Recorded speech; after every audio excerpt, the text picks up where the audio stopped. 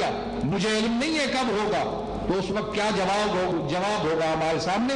اپنے ضمیر میں بھی جھانکیے کہ ہم نے اگر تحفظ کیا ہے حقوق کا، اور آج ان کے تو خزانے صرف ہوئے اس بات پر کہ بازاری لوگوں کو ہمارے ساتھ بٹھائیں اور برابر کریں، ہم نے صرف عنایت امام زمانہ کی روشنی میں ہم چلے ہیں، آج ہم قومی دھارے میں ہیں، کوئی قومی کنونشن ہو، آل پارٹیز ہو، کوئی اتحاد و وحدت کی کانفرنس ہو، ہمارے بغیر مکمل نہیں ہوتی، اور وہ لوگ جن کو ہمارے ساتھ بٹھانا چاہتے ہیں ڈھونڈ انہیں چراغ روغ زیبا لے کر، کہیں نظر نہیں آتے ہیں وہ، ہم نے کوئی پیسہ نہیں صرف کیا اس کے اوپر، اپنی حکمت، الحکمت ضالۃ المومن، دانائی مومن کی گمشدہ متاع ہے، دانائی سے اگر کام لیا جائے تو قوموں کی زندگی، قوموں کے حقوق کا تحفظ کیا جا سکتا ہے، نادان قوم کو ڈبوتا ہے اور غرق کرتا ہے۔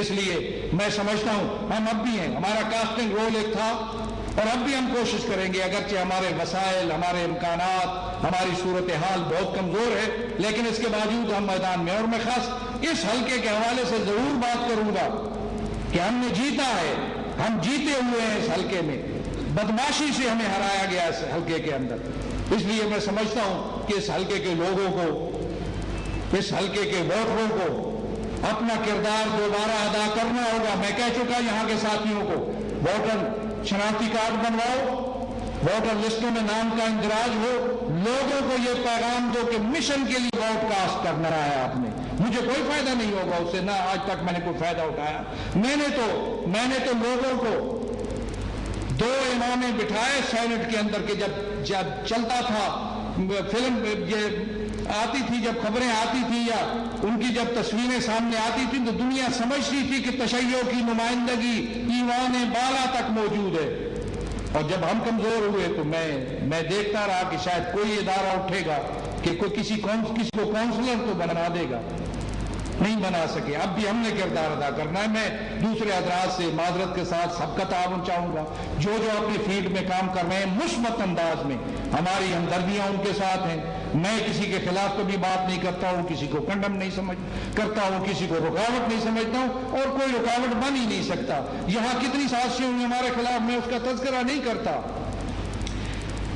بیرونی اور اندرونی کتنی سازشیں کی گئیں، اور ہم بڑے اعتماد سے اس وقت بھی موجود تھے، اس سے زیادہ اعتماد سے اب موجود ہیں، اس لیے کہ نہ ہم نے قومی مفاد کے ساتھ غداری کی ہے، نہ قومی مسلطوں کو ضائع ہونے دیا ہے۔ اس حالت میں کہ جب انہوں نے اپنے طور پر ہمیں کرش کر دیا ہے، اس حالت میں بھی قومی حقوق کا تحفظ ہم کر رہے ہیں کہ جب ایک پروفارما شائع کیا ہے ایک ضلع کے افسر نے کہ اجازت لو مسجد مجلس اعضاء کی، لوگ شیعہ اجازت لے، تو میں یہاں سندھ سے لے کر پنجاب اور بلوچستان تک کئی دورے کرتے ہوئے میں لوگوں کو کہہ چکا ہوں کہ مت لو اجازت مجلس اعضاء کی، مجلس اعضاء کو کوئی قانون روک نہیں سکتا، اجازت لینے والا کوتاہی کرے گا، مجلس اعضاء کی اجازت کی ضرورت نہیں ہے، آزاداری میں ہم آزاد ہیں، مجلس میں ہم آزاد ہیں، اور آج بھی، اور پھر اس کو واپس لینا پڑا پولیس افسر کو یہ اپنا حکم نامہ، اور میں سمجھتا ہوں کہ آئندہ بھی ایسی کوئی حرکت جو ہے وہ کامیاب نہیں ہوگی۔ میں نے بہت زیادہ شاید آپ کا ٹائم لیا، آپ کی حسن سماعت کا بہت بہت شکریہ، میں حاضر ہوں اگر کوئی سوال ہو تو۔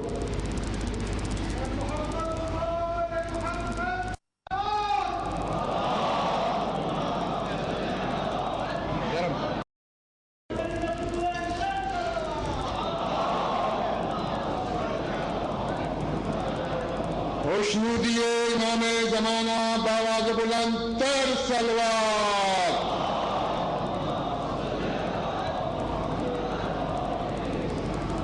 اب میں جناب شاہد بدامی صاحب سے درخواست کرتا ہوں کہ وہ دائس پر آ کر لوگوں کے سوالات پڑھ کر آغا صاحب کا ہاتھ بڑھائیں۔ بر محمد و آل محمد صلوات۔ کافی سوالات میں نے کوشش یہ کی ہے کہ ان سوالات کو لیا جائے کہ جو ٹاپک سے ریلیٹڈ ہے، جو ٹاپک سے ریلیٹڈ نہیں ہے ان کو ظاہر ہے کہ ہمیں چھوڑنا ہوگا، چونکہ سوالات کی تعداد کافی زیادہ ہے اور وقت میرا خیال ہے کہ بہت زیادہ ہو چکا ہے۔ ہم کوشش کریں گے کہ جو سوالات ہیں ان کو زیادہ سے زیادہ انٹرٹین کریں. اب یہ جو ہے وہ ظاہر ہے کہ پھر بھی آغا صاحب اور منصر اگر آپ کوئی سوال ایسا سمجھتے ہیں کہ جو مناسب نہیں ہے جس کا جواب دینا آپ نہ چاہیں, آپ بالکل جو ہے وہ اس کو آپ اسکپ کر سکتے ہیں. پر محمد و آل محمد صلوات.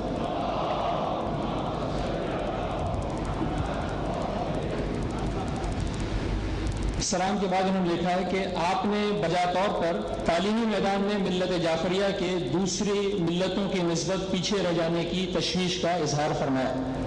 اس ضمن میں ایک مشکل جو گزشتہ چند سالوں میں سامنے آئی ہے وہ ہماری ملت کے اس شعبے میں سرکردہ افراد کی آغا خان ایجوکیشن بورڈ سے مرعوبیت ہے. ہماری ملت کے اسکولوں کو بھی اب آغا خان بورڈ کے حوالے کیا جا رہا ہے. آغا خان بورڈ کا سلیبس ماں اسلامیات پڑھائی جانے لگی ہے. کیا آپ کے خیال میں یہ رجحان درست ہے؟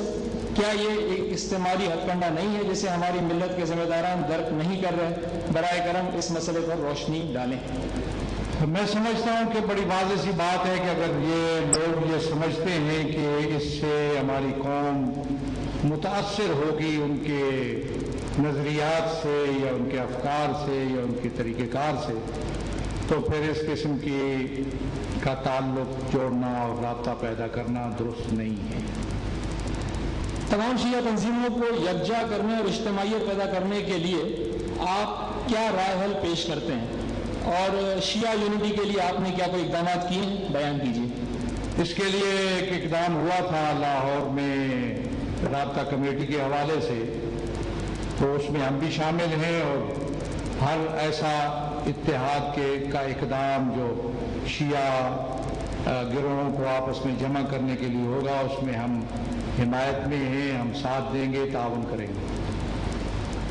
قومی اتحاد و ترقی کے لیے تنظیم سازی اور فعال پلیٹ فارم کے لیے قوم کس طرح کردار ادا کر سکتی ہے تاکہ ملکی سطح پر ملت اتحاد کے ساتھ اپنے مسائل کو حل کر سکے؟ میں سمجھتا ہوں کہ مثبت سوچ قوم کے جو تشیع کے جو اہداف ہیں پاکستان کے اندر وہ بڑے واضح اور روشن ہیں. ان اہداف پہ, ان مقاصد پہ ہمیں متحد ہو جانا چاہیے, اور متحد ہو کر اس کے لیے مل کر ہمیں کام کرنا چاہیے. جہاں تک تنظیم سازی کا تعلق ہے, اس وقت تو ظاہر ہے ہم تو ایک مشکل میں ہے تنظیم سازی کے حوالے سے. ہماری کوشش ہے کہ ہم اس سلسلے میں قانونی جنگ لڑیں, اور جب یہ صورتحال بہتر ہوگی تو انشاءاللہ پھر تنظیمی صورتحال بھی بہتر ہو جائے گی. جیسا کہ آپ نے فرمایا کہ ہماری قوم میں اجتماعیت کا فقدان ہے, اس سلسلے میں ہماری قوم کب سینٹرلائز ہوگی؟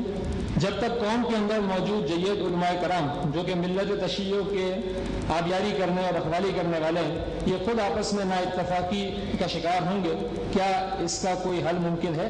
میں نا اتفاقی کو تسلیم نہیں کرتا. میرا کہنا یہ ہے کہ مشن کے حوالے سے, مکتب کے حوالے سے, پاکیزہ اہداف کے حوالے سے کوئی اختلاف موجود نہیں ہے. اگر اختلاف ہے آگے بڑھنے کا یا پیچھے ہٹنے کا تو اس کو ہٹ کے حل کیا جا سکتا ہے. البتہ ہماری ذمہ داری بنتی ہے کہ ہم ایک ہم آہنگی قومی اداروں میں اور قومی جو گروہ ہیں جو میدان میں کام کر رہے ہیں ان کے اندر ایک ارتباط, ایک ہم آہنگی, تبادلہ افکار, ایک دوسرے سے استفادہ کرنا, اس کے لیے کوشش کریں, اور یہ کوششیں ہم کر رہے ہیں. جناب محترم, آپ نے اپنی تقریر میں شمالی علاقہ جات کا ذکر کیا. اس سلسلے میں ایک بات کرنا چاہتا ہوں, وہ ہے کہ آغا خان فاؤنڈیشن کافی کام کر رہی ہے. یہ سرمایہ کاری میں سمجھتا ہوں بلا وجہ نہیں. آغا خان کا تعلق کہاں تک ہے آپ باخبر ہوں گے. کیا ہمیں وہ سرمایہ کاری کی ضرورت نہیں؟ میں آپ سے درخواست کرتا ہوں کہ آپ لوگوں کو راغب کریں شمالی علاقہ جات میں سرمایہ کاری کرنے کے. بالکل میں راغب کا میں عرض کروں گا کہ لوگ وہاں سرمایہ کاری کریں, اور آپ کے علم میں ہے کہ ہم نے بہت بڑی سرمایہ کاری کی شمالی علاقہ جات کے اندر, جس کی تفصیل میں نہیں بتا سکتا ہوں. شمالی علاقہ جات کے لوگ جانتے ہیں, اور جگہ جگہ پہ اس کے اثرات اب بھی موجود ہیں, اور پھر بھی ہمیں موقع ملا رہا تو ہم انشاءاللہ وہاں سرمایہ کاری کریں گے. اور اسی سرمایہ کاری کو روکنے کے لیے ایک وجہ یہ بھی بنی ہمیں ممنوع قرار دینے کی, تاکہ ہم وہاں اپنا کردار نہ ادا کر سکیں.